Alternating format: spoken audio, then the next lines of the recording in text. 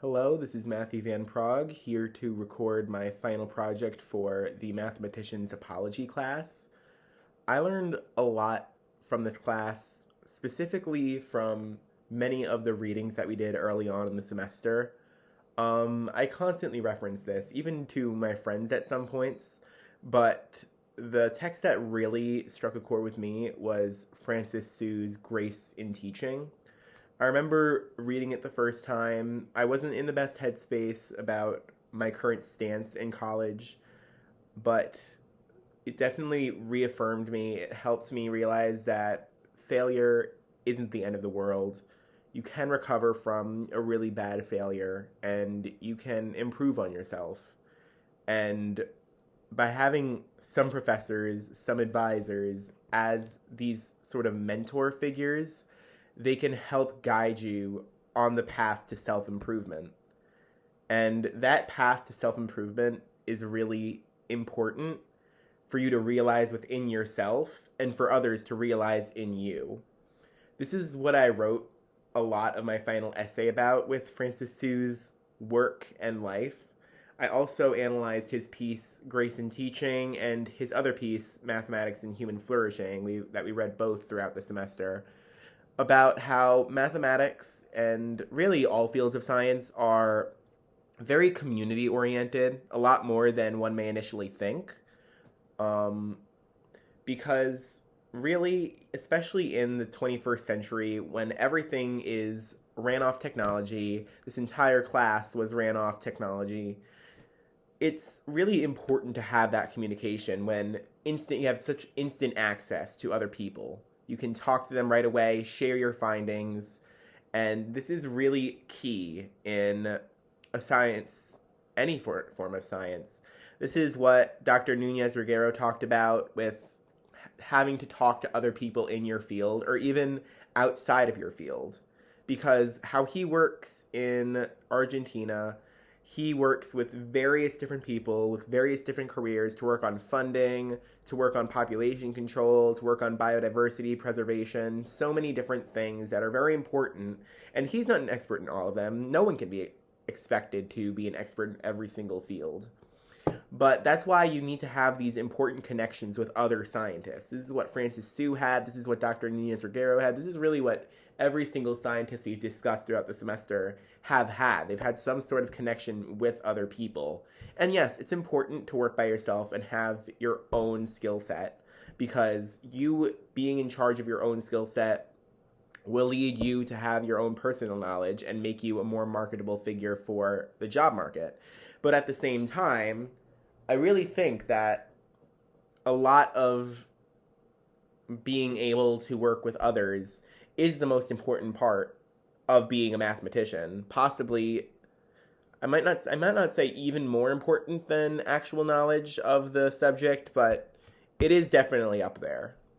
When we went to the second half of the semester and shifted more to the presentation style of learning, I was especially interested in learning about the scientist that I studied during my presentation, William Playfair, just because as a statistics major who is very interested in the field of statistics, it was so interesting to see where all that kind of originated from.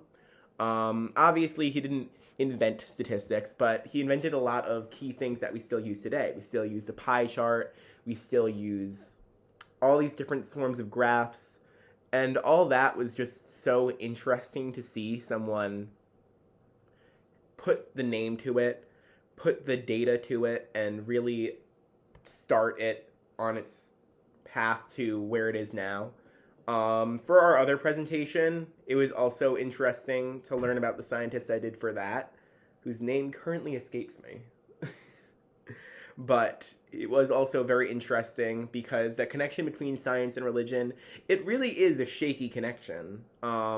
It's notably been very at odds with each other throughout history.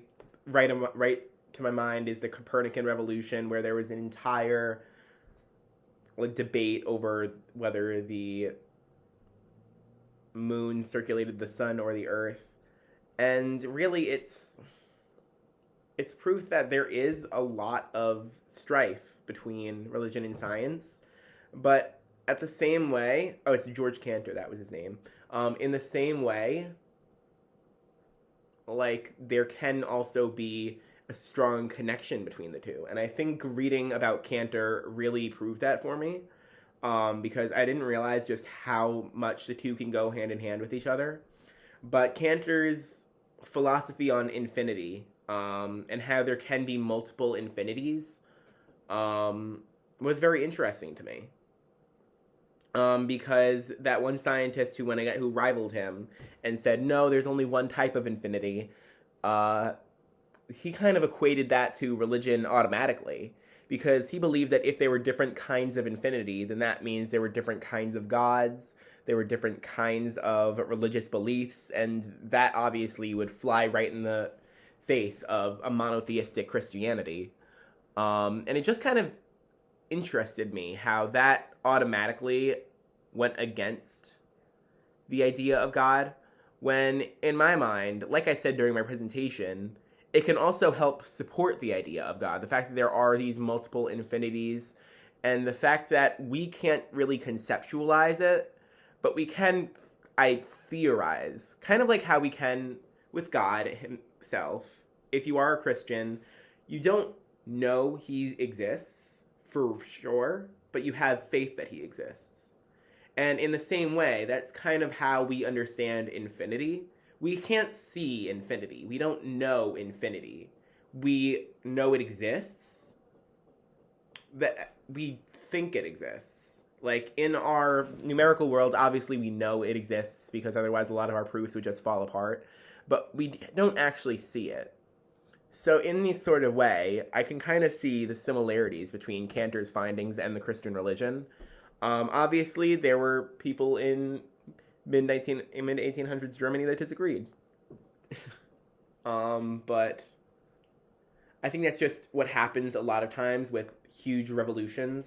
People change their thought processes so quickly, and other people that see these thought processes get angry because they're stuck to their findings from when they were children. A lot of times, change is scary. People don't like change, especially when it revolutionizes everything that they've thought. So this idea that there's only one infinity, there's this idea that the sun must circulate the earth, all these scientific ideas that were proven wrong, I can at least somewhat understand the hesitation, because letting go of something you thought was true up to that point is frightening. And even now, there's a lot of hot topics going on with this in science. Obviously, with the rise of COVID-19, the vaccine arguments is a very hot topic with this.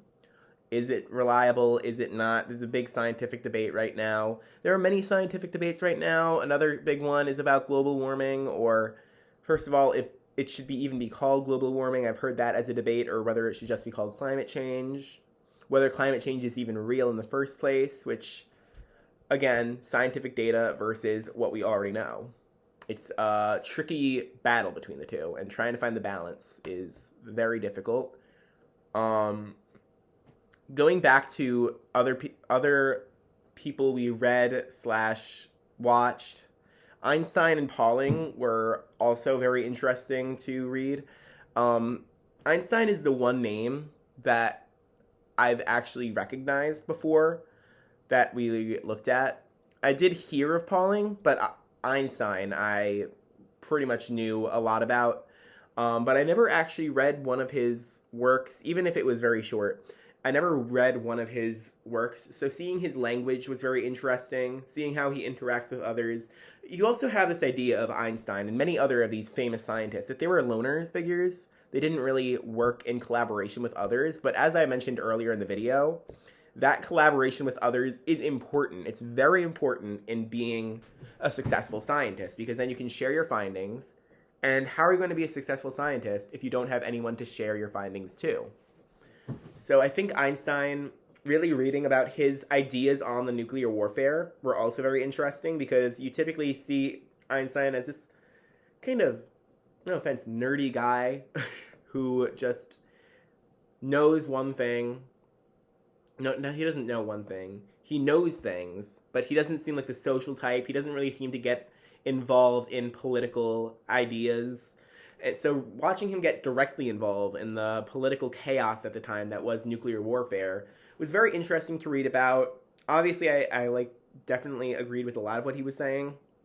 He had very nuanced ideas at the time, and it was just very interesting. But yet again, it was a hot topic idea that he was dealing with new technology and had to use new solutions to deal with that.